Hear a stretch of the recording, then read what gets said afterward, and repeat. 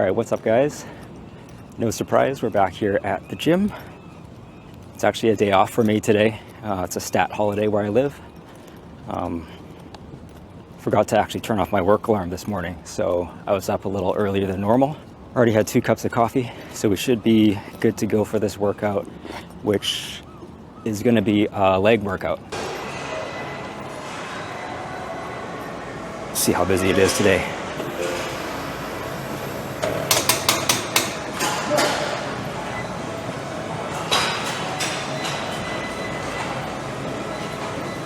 I find it's always funny coming to the gym at different times because you get different people showing up.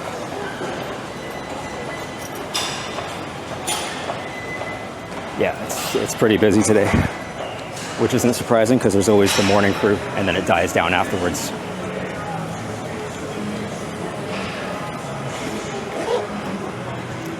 All right, we're gonna fill up our water and then see if we can find a squat rack.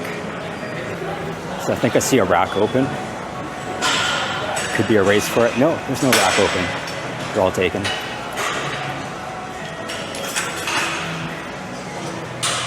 Oh no, there is one. Nope, there's just a guy sitting down on it. So usually what I'll do if everything is taken is I'll just set up shop on one of the machines that's nearby. So in this case, we got a leg press machine that's free, so we'll just set up shop here.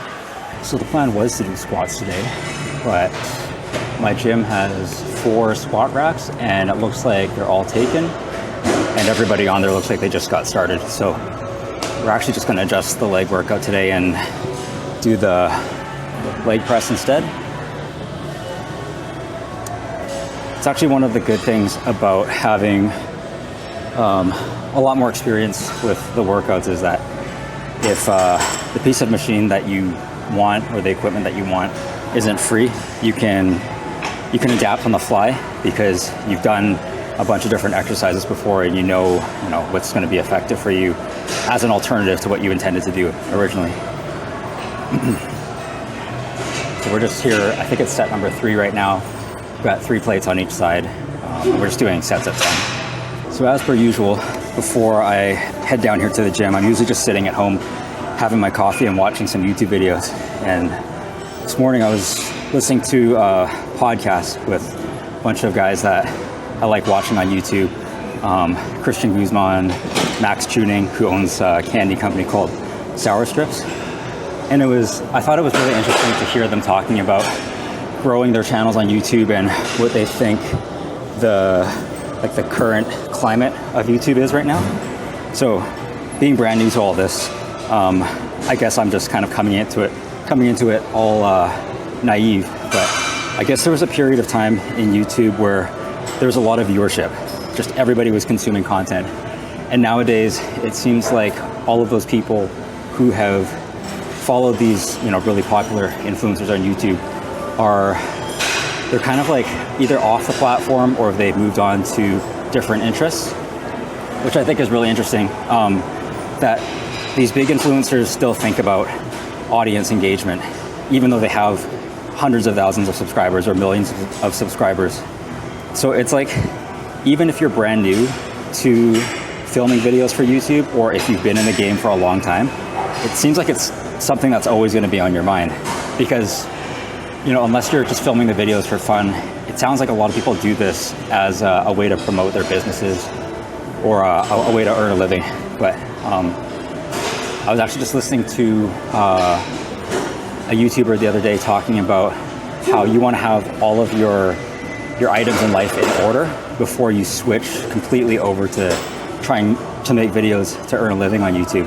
But I was going to mention that the opposite seems to be for people who have everything already set up, because you don't necessarily have that drive to make this thing succeed. And I'm not sure if that makes any sense, but I'll try and give my own story as an example. So I'm not struggling at all financially.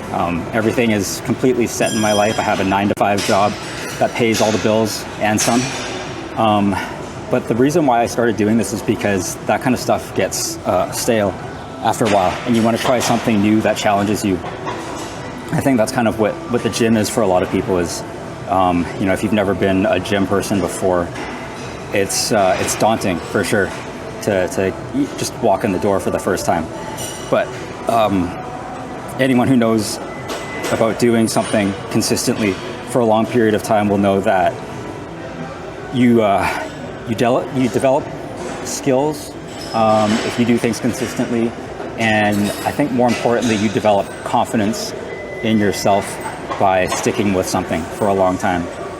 So I think that's, like, at the beginning right now, I think that's what YouTube is going to be for me. Is I want to dive more into video editing, and that means I have to have videos to edit. But I think it'd be kind of cool to keep trying to document some of my journey. The gym's not like something I want to always be filming in, but it's probably the thing that gets me out of the house the most. Like, I would film vlogs going for a walk, but I don't go for walks. I could film things like going to the grocery store, but it just feels a little bit too out of my comfort zone right now. But yeah, definitely trying to take the camera out more and just filming more everyday life kind of stuff, and just having these casual discussions with people. Like I've been noticing in my comments, people have been leaving some pretty cool comments for me to respond to that aren't just saying like, oh, I like your video. Like, they actually are responding to things that I'm talking about. So I think that's really cool. It's also really interesting to me when I find out that the people who I enjoy watching on YouTube actually do something related to video as a career, because I guess I never really thought about that. I thought everybody did like YouTube, and that was the only video content that they did throughout their day. But I'm learning a lot more that people who I enjoy watching have jobs as like wedding photographers or like commercial videographers, which I think is really cool. And I think it speaks to why a lot of the content that I like to watch is such high quality. And it makes me think about my own job, because I don't do anything related to art. I'm in software development, so being artistic isn't something that comes natural to me, but the thing that does come natural to me is problem solving. And it's something that I don't know if it can be applied to creating these videos, but where it does come in handy is the learning process, because I'm totally fine being, you know, really bad at something at the very beginning, and knowing that if I keep putting in time, hopefully as I learn about doing all of this video stuff, it'll continue to get better. But yeah, it was just really interesting to me to find out that the people who I like to watch already do things related to video, and now they're just applying that to YouTube. But at the same time, it was interesting for me to hear that the stuff that they do in their day-to-day for their job related to video is, I guess it's more stressful, because like it's the job to pay the bills, and maybe they don't have as much creative freedom, because you might be working for a company who has like a certain style of video that they want you to create for them. And then so it's really cool for me to hear them say that when they sign off from their video job and then they come over to YouTube, they want it to be more of a casual experience. They don't want to have to fiddle around with all of the professional equipment that they've got, or do the same kind of setups that they would normally do for their job. So I can definitely appreciate that, because as somebody who's just getting started out with filming videos for YouTube, it's really nice just to have my Action camera that I can grab and hit record. I don't have to worry about tripods or like getting the perfect lighting or anything like that, because for the most part I just leave my Action 4 on the automatic settings, with a few things that I've tweaked just to make sure that it doesn't get completely out of control. All right, so we're just here at the end of our leg workout.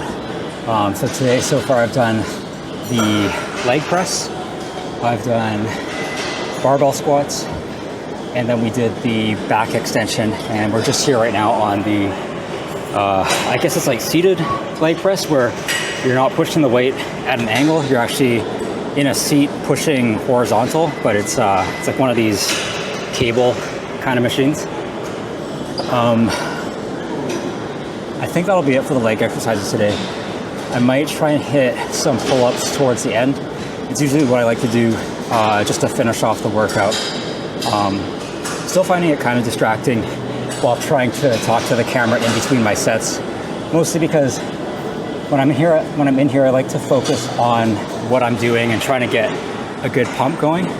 But if I'm having to think about what to talk about in between sets, it just kind of takes away from my focus a little bit.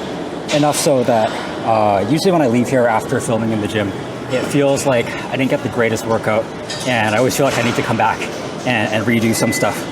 But I think it's worth it, especially for me to get the practice in, doing all the video stuff. I think filming in the gym, for me, maybe it's because I've been coming here a while, it feels pretty comfortable, even though there's not a lot of people in here with cameras. Like everybody in here is just focusing on what they're doing. But I don't mind talking in the gym now. I've done it like 3 or 4 times, and it feels pretty natural. The only tricky part that I'm finding is finding a good place to set up the camera where it's not going to be in the way of other people, and also still being mindful not to record other people, especially if they don't want to be on camera or they don't know that they're going to be on camera. So those are just some things that I'm going to keep working on. But otherwise, I really like filming in here, especially because there's a lot of ambient noise too. I find it makes it a little bit easier just to talk out loud to the camera. But I know in future videos, I want to give you guys some different environments to see when I'm doing my talks, because there's only so many times that people are going to want to see me have conversations with them with this kind of setting in the background. So yeah, we'll keep working on it. We'll keep working on it. I know the videos are going to get more interesting going forward once I start getting more comfortable with this kind of public vlog type of things.